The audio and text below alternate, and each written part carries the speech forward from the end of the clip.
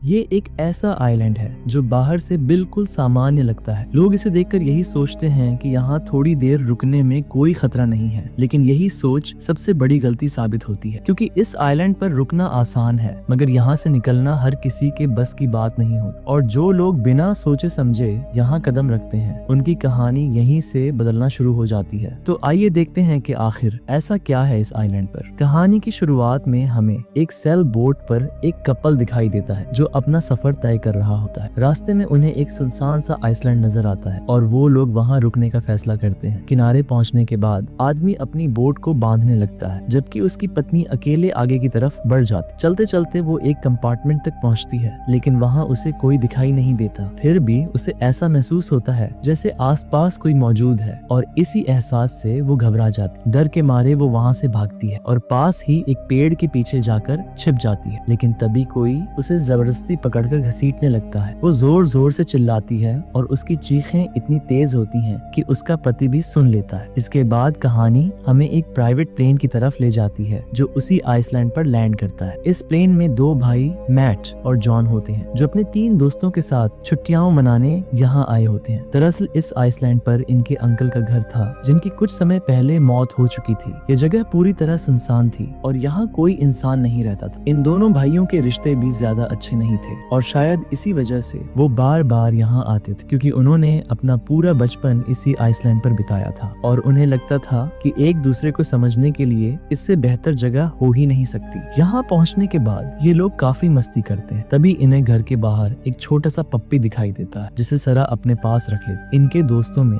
नोआ नाम का एक लड़का भी होता है। जब वो रात में किचन जाता है तो पप्पी भी उसके पीछे पीछे चला जाता है। नोआ मजाक में उससे कहता है कि उसे डॉग से ज्यादा बिल्लियां पसंद है। तभी पप्पी गुर्राने लगता है जैसे उसे उसकी बात पसंद न आई हो। नोआ को ये बात थोड़ी अजीब लगती है और वो किचन से बाहर चला जाता है। कुछ ही देर में पप्पी भी वहाँ से भाग जाता है। अब सारा को उसकी चिंता होने लगती है और वो जॉन के साथ उसे ढूंढने बाहर निकल। थोड़ी देर बाद पप्पी उन्हें मिल जाता है, लेकिन जैसे ही वो उसे उठाने की कोशिश करते हैं एक बड़ा डॉग अचानक उन पर हमला कर देता। वो सारा के पैर पर काटता है और वहाँ से भाग जाता है। जख्म काफी गहरा होता है जिसे देखकर निकी तुरंत प्लेन तैयार करने की बात करती है, लेकिन जॉन वहाँ से जाने के लिए तैयार नहीं होता। उसका कहना होता है कि अगर कुत्ते के काटने के साथ दिन के अंदर इंजेक्शन लग जाए तो जहर शरीर में नहीं फैलता, इसलिए हम कुछ दिन और यहाँ रुक सकते हैं। इसी वजह से सारा भी उसकी बात मान लेती है। बाद में मैट बताता है कि पहले इस आइसलैंड पर एक डॉग ट्रेनिंग कंपाउंड हुआ करता था और बचपन में वो यहाँ आकर पप्पीज के साथ खेलते थे, लेकिन एक डॉग के इन्फेक्टेड हो जाने के बाद सभी डॉग्स को मार दिया गया था। अगली सुबह सारा का व्यवहार पूरी तरह बदला हुआ होता है। वो किसी से ठीक से बात नहीं करती और खाना भी ऐसे खा रही होती है जैसे उसने बहुत लंबे समय से कुछ नहीं खाया हो। इसके बाद निकी और सारा को घर पर छोड़कर बाकी तीनों हंटिंग के लिए जंगल में निकल जाते हैं, लेकिन उन्हें वहाँ कोई जानवर दिखाई नहीं देता, ना हिरण न खरगोश। नोआ जंगल में कुछ फोटो लेने लगता है। तभी अचानक उसके सामने एक कुत्ता आ जाता है। वो धीरे धीरे पीछे हट, लेकिन तभी उसे एहसास होता है कि उसके पीछे भी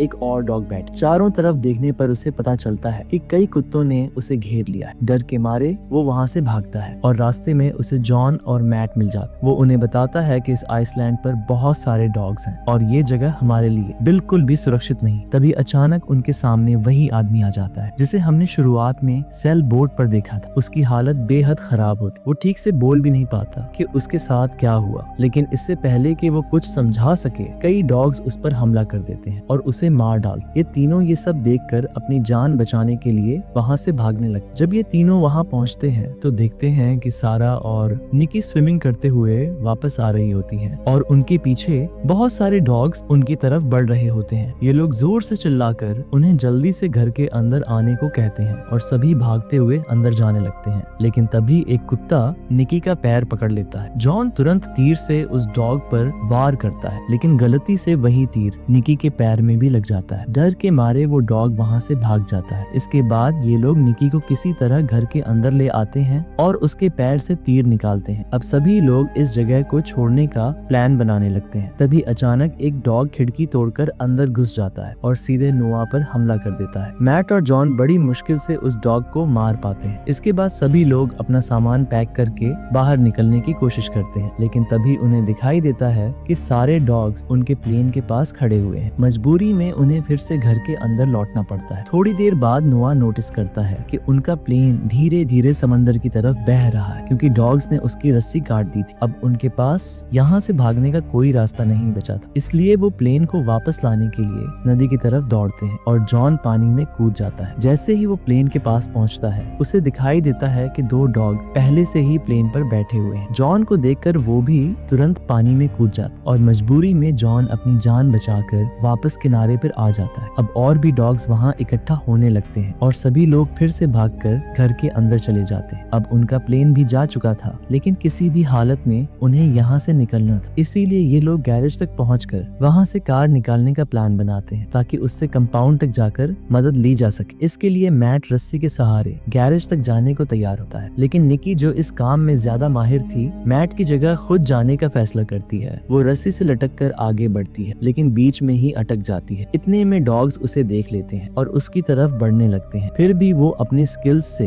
किसी तरह गैरेज तक पहुंच जाती है। अंदर जाकर वो गाड़ी स्टार्ट करने की कोशिश करती है, लेकिन गाड़ी चालू नहीं होती। तभी सारे डॉग्स गैरेज को चारों तरफ से घेर लेते हैं। मजबूरी में निकी गाड़ी छोड़कर वापस छत की तरफ भागती है। अब जॉन तीर की मदद से उसकी तरफ एक रस्सी फेंकता है ताकि उसे वापस खींचा जा सके। निकी रस्सी से लटक जाती है। नीचे से डॉग्स उस पर हमला करने की कोशिश करते हैं, लेकिन किसी तरह ये लोग उसे सुरक्षित अपनी तरफ खींच लेते हैं। रात हो जाती है और सभी लोग खुद को संभालने की कोशिश कर रहे होते हैं। तभी अचानक लाइट चली जाती। फ्यूज ठीक करने के लिए नोआ बेसमेंट में जाता है, लेकिन वहाँ उसे कुछ अजीब आवाजें सुनाई देती हैं और तभी एक डॉग उस पर झपट पड़ता है। सभी डॉग किसी तरह घर के अंदर घुस चुके होते हैं और मिलकर नोआ को मार डालते हैं। जब बाकी लोग नीचे जाकर देखते हैं तो नोआ मर चुका होता है। डर के मारे वो बेसमेंट का दरवाजा बंद कर देते हैं क्योंकि अब उन्हें हालात की गंभीरता समझ आ चुकी हो। डॉग्स लगातार घर में घुसने की कोशिश कर रहे होते हैं, इसलिए ये सभी लोग अपनी जान बचाकर ऊपर की तरफ चले जाते। वहीं एक डॉग मैट को भी काट लेता है, लेकिन जॉन किसी तरह उसकी जान बचा लेता है। अब ये सभी लोग छिपकर खुद को बचाने की कोशिश कर रहे होते हैं। तभी उन्हें कुछ पुराने पेपर्स मिलते हैं जिनमें लिखा होता है कि यह जगह एक आर्मी फैसिलिटी थी जहां डॉग्स को ट्रेन किया जाता था और अब मजबूरी में ये लोग वहीं रात बिताते हैं। अगली सुबह मैट और जॉन फिर से गैरेज जाने का फैसला करते हैं क्योंकि उनके पास बचने का अब कोई दूसरा रास्ता नहीं बचा था और इसके अलावा वो कर भी क्या सकते थे। अब मैट को डॉग से बिल्कुल भी डर नहीं लगता और वो किसी तरह कार को बाहर निकालने में कामयाब हो जाता। मैट गाड़ी को धक्का दे रहा होता है जबकि जॉन उसे स्टार्ट करने की कोशिश करता है, लेकिन फिर भी कार चालू नहीं होती। तभी सारे डॉग्स उनके पीछे पड़ जाते हैं। मैट जो बाहर होता है बड़ी मुश्किल से कार के ऊपर चढ़कर अपनी जान बचाता है और फिर अंदर आ जाता है। चारों तरफ से डॉग्स ने उन्हें घेर लिया होता है और कार भी अब रुकने ही वाली होती है। ऐसे में जॉन रिस्क लेता है और कार को सीधा खाई की तरफ मोड़ देता है। सोच ये होती है कि या तो कार स्टार्ट होगी या फिर दोनों खाई में गिर जाएंगे, लेकिन अच्छी बात ये होती है कि खाई में गिरने से ठीक पहले ही कार स्टार्ट हो जाती है। इसके बाद वो कार को पीछे की तरफ मोड़ लेते हैं। गाड़ी की तेज आवाजें सुनते ही डॉग्स वहाँ से भागने लगते हैं और तब उन्हें समझ आता है कि इन डॉग्स को शोर बिल्कुल पसंद नहीं है। अब वो कार लेकर घर के पास पहुँचते हैं और निकी और सारा को बाहर आने के लिए बुलाते हैं। निकी नीचे आती है और बताती है कि सारा नीचे आने से मना कर रही है। इस पर जॉन खुद उसे लेने ऊपर जाता है, लेकिन तभी एक डॉग सारा पर हमला कर देता है। इसी दौरान जॉन खिड़की से नीचे गिर जाता है और सारा भी उस डॉग के साथ खिड़की से बाहर गिरकर एक टूटे हुए झूले पर जा गिरती है, जहां डॉग की वहीं मौत हो जाती और बाकी डॉग्स उसे अपना शिकार बना लेते हैं। इस तरह सारा बच जाती है। अब ये तीनों किसी तरह वहां से निकलकर कंपाउंड की तरफ बढ़ते हैं और उस जगह तक पहुंच जाते हैं जहां जाने का उन्होंने प्लान बनाया था। कार को वहीं छोड़कर वो अंदर घुसते हैं। अंदर जाकर उन्हें पता चलता है कि यहाँ सिर्फ डॉग्स को ट्रेन ही नहीं किया जा रहा था, बल्कि उन्हें जेनेटिकली एनहांस भी किया गया था और यही वजह थी कि वो इतने चालाक और खतरनाक बन चुके थे। इसके बाद ये लोग बाहर से किसी से संपर्क करने की कोशिश करते, लेकिन रेडियो टावर की एक वायर निकली हुई होती है, इसलिए जॉन उसे जोड़ने के लिए आगे बढ़ता है और तभी उसकी नजर उस कपल की बोट पर भी पड़ जाती है। जैसे ही वो वायर जोड़ता है अचानक शॉर्ट सर्किट हो जाता है और जॉन नीचे गिर पड़ता है। तभी कई डॉग्स आकर उसे पकड़ लेते हैं। जॉन समझ जाता है कि अब शायद वो बच नहीं पाएगा, लेकिन तभी मैट आकर उन डॉग्स पर हमला करना शुरू कर देता है। दूसरी तरफ अंदर शॉर्ट सर्किट की वजह से